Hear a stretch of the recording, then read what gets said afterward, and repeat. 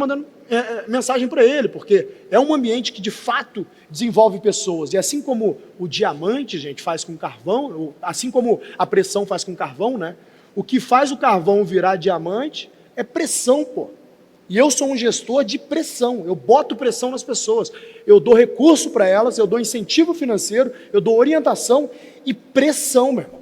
Quem não quiser crescer, militar, eu sou assim. Quem não quiser crescer, não tome pressão. É isso. E se não gostar de pressão, fique em paz que também não vai crescer. Perfeito. Porque o crescimento tem a ver com a pressão, em todos os níveis. Perfeito. Espiritual, emocional e físico. Você que não é um admirador da pressão, fique tranquilo. Eu jamais chegaria onde eu cheguei sem umas 50 rodadas de pressão. Com certeza. Então, tem pressão de fora. A pressão de fora, geralmente, é a que a gente não gosta. Minha sugestão, se você é uma pessoa que não gosta de pressão vinda de fora, como eu, crie suas pressões. Porque quando aquilo que vier de fora, alguém falar, vou pôr pressão no Marçal, vai ser igual no Roda Viva. É isso. Você tira de letra. Candidato? Aqui estou mais um dia. Sobre o olhar sanguinário do... Deixa eu te falar, se você patrocinar suas próprias pressões, não vai existir pressão de ninguém mais. Aí está o segredo da pressão. Como eu não gosto que ninguém me pressiona, eu faço o quê? Eu crio as minhas próprias, porque quando chegar a sua, é piada para mim. Mas recapitulando o Jorge Paulo, por que eu acho ele um dos maiores da história, né? O Jorge Paulo, então, formou uma geração de gente boa que virou alguns dos principais empreendedores do país, que virou alguns dos principais executivos do país, alguns dos principais investidores do país, mas mais do que isso, as pessoas só falam da coisa ruim, né? Do envolvimento com Americanas, que o nego nem sabe se de fato ele estava envolvido, que até hoje não foi provado, mas esquece de falar de Fundação Estudar.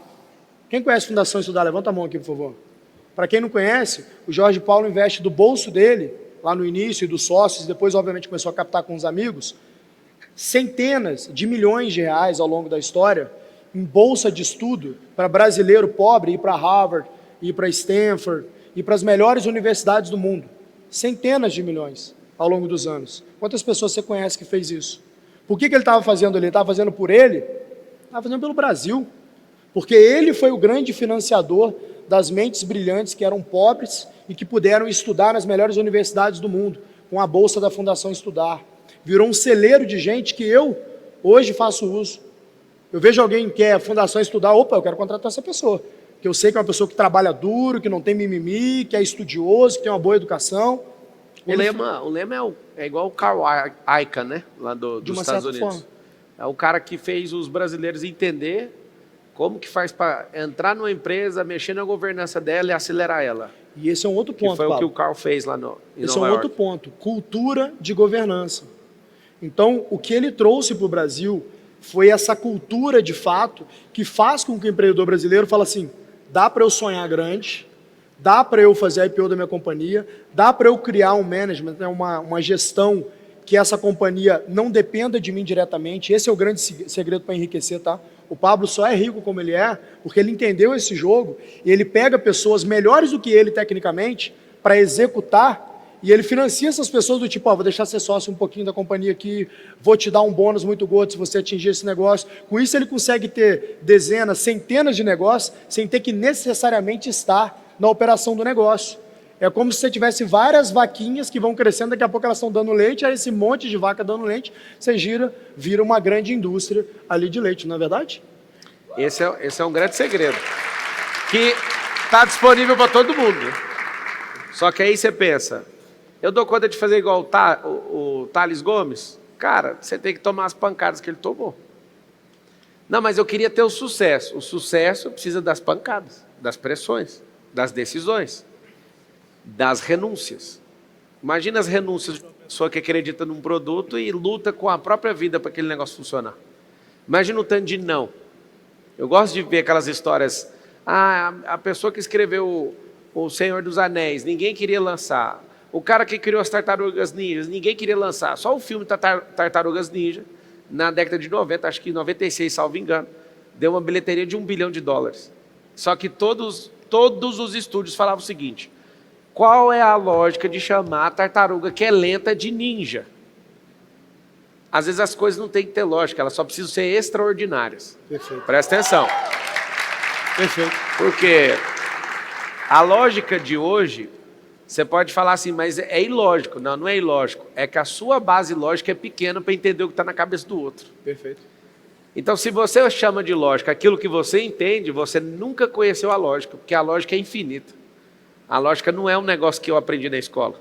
A lógica é a natureza, e a gente nem descobriu esse negócio até hoje. Perfeito. A gente sabe pouco sobre isso.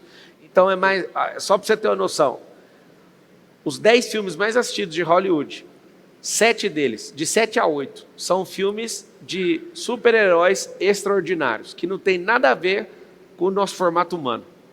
Por que os americanos gostam tanto disso? Eles gostam disso porque a cabeça deles é mirar a vida no extraordinário. E eles querem ver o Homem-Aranha que não faz aquilo, mas para dar uma sensação assim, eu quero crescer também, eu quero fazer loucura, eu quero pensar diferente. Olha que loucura. Engraçado, o americano, que é a nação mais próspera da Terra, tem 200 heróis. O povo brasileiro tem quantos? Para um pouquinho aqui, até quero te perguntar sobre isso. Por isso que quando eu falei, esse cara criou algo e vendeu esse algo para um fundo alemão, ele é um herói. E as pessoas não entendem. Se perguntar para 50 milhões de pessoas no Brasil, eles vão falar, o herói é o Lula. Deixa eu te explicar uma coisa. Precisamos de herói urgente no país. Não é para ninguém idolatrar, é para alguém falar assim, ó, tem como. Exato. Eu preciso de querer ser melhor vendo um herói. Um herói, nosso maior herói, o Ayrton Senna. De 500 anos de Brasil, não tem ninguém, absolutamente ninguém, que fez a gente sentir que brasileiro tem jeito igual ele, sim ou não? Com certeza. Quem assistiu ele correndo, sabe o que eu estou falando. Era o cara que falava, mano, o cara deita em todo mundo, o único piloto a dar uma volta em todo mundo na Fórmula 1, ninguém nunca fez isso, nem o Fangio. Ninguém fez isso, ele fez numa pista em condições adversas. Por que eu estou chamando isso? E eu volto a pergunta para você, Thales. O que você acha que falta para o povo brasileiro, em poucas palavras, para a gente soltar essa mentalidade? Eu sei que o que você está fazendo hoje, você está ajudando a transformar a mente de quem quer, mas o nosso desafio, meu e seu, independente da área, é fazer o brasileiro mediano entender que tem como. Qual que é o maior desafio para você? O que a gente tem que fazer? Cara, é uma questão profunda, porque é o seguinte, 50% da população brasileira vive com menos de 2 salários. Eu vou dar um dado aqui que é alarmante para a gente entender, inclusive todos vocês que estão aqui na plateia, o tamanho da bolha que a gente vive. A gente que vive aqui em São Paulo vive. Vocês sabiam que só 1% das famílias brasileiras tem uma renda acima de 15 mil reais? Só 1%. 99% das famílias brasileiras, pai, mãe e filho, juntos, tem uma renda menor do que 15 mil reais por mês. 99%. O Brasil é um país muito pobre. E é um país onde o Estado, Pablo, faz questão de deixar o pobre pobre. A esquerda não tem interesse do pobre ganhar dinheiro, prosperar, pelo contrário. O Lula falou com a boca dele, se as pessoas ganharem mais de 4 mil por mês, eles param de votar em nós. É um fato, ele falou mesmo. E é esse meu compromisso com o Brasil, fazer o brasileiro mais pobre de todos, o último da fila, ganhar mais de 4 mil. Entendeu o recado ou não? Perfeito. É esse o lance. Tem que ganhar. Sabe o que acontece? Se o brasileiro começar a ganhar mais de 4 mil, se o brasileiro começar a ter mais prosperidade, ele vai ter acesso à informação, né?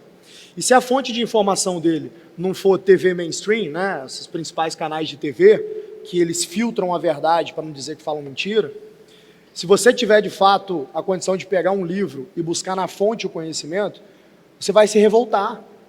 E você vai entender que é o seguinte, a única forma que eu tenho de educar e destravar o brasileiro para que ele não tenha medo do sucesso, para que ele não tenha medo de buscar os seus sonhos, é através da informação. Só que essa informação não adianta, é o brasileiro que tem que fazer isso. Vou dar um outro dado para você. Um francês lê em média, 12 livros por ano, um francês adulto. Um brasileiro adulto não lê nenhum por ano. Eu conheço um monte de gente que inclusive são bem-sucedidas financeiramente, alguns bilionários, que me falam assim, eu nunca li um livro na vida. E tenho orgulho de falar isso. Qual que é o problema? É porque as pessoas foram educadas a pensar que é o seguinte, então se você for o aluno mais inteligente da turma, o mais estudioso, você vai se dar bem. E essa não é a verdade. O que te faz ganhar dinheiro não é habilidade técnica, é habilidade emocional. O trabalho do empreendedor é trazer gente boa para próximo dele, vender qual é o sonho grande e orientar essas pessoas de modo que elas consigam se manter resilientes no caminho. Se você tem um bom produto ou serviço, um conjunto de gente boa com você, uma boa cultura, e as pessoas tentam ao longo do tempo sem desistir, pode ter certeza que você vai enriquecer. É questão de tempo isso acontecer. O que acontece é que a grande maioria das pessoas não tem a habilidade emocional para fazer isso que eu estou falando para vocês, que pode ser descrito como liderar. As pessoas não sabem liderar, elas não aprenderam a liderar. E está muito ligado a essa pergunta que você me fez. O que a gente tem que fazer com o brasileiro? Por que o brasileiro não sabe liderar? Porque liderar depende de autoconfiança. E nós fomos educados como brasileiro para ter cabeça de vira-lata, porque é isso que a esquerda quer de vocês. Ela quer que vocês tenham cabeça de vira-lata, quer que você olhe para o americano e fale, esses americanos imperialistas, ricos, o que tem de mal nisso? Pô, eu quero. E eu, quando eu estava lá em Carangola, eu me lembro, Pablo, que eu falava com os meus amigos, e eu falava assim, um dia eu vou ser empresário, eu vou construir as coisas, eu vou ter avião. Eu era uma adolescente, cara, eu falava esse negócio, as pessoas riam da minha cara, e falavam assim comigo, falavam assim, cara, vou te dar um toque numa boa, tenha os pés no chão, porque a pior dor que existe na vida é a dor da decepção. Olha o que eu falava, aqui que falavam para mim. Meu pai já falou isso comigo. Então eu nunca tive um incentivo para poder estar onde eu estou. E essa é a realidade que eu tenho certeza, estou vendo várias cabecinhas balançando, de muitos de vocês. Quando você vira ali para o teu cônjuge, quando você vira para o teu pai e fala, eu vou tentar, eu vou abrir um negócio, eu vou fazer isso. Faz isso não, para que a gente vai tomar esse risco? Larga de ser frouxo, porra. Só se constrói alguma coisa na vida quem bota a cara e toma risco. Não é verdade, pô?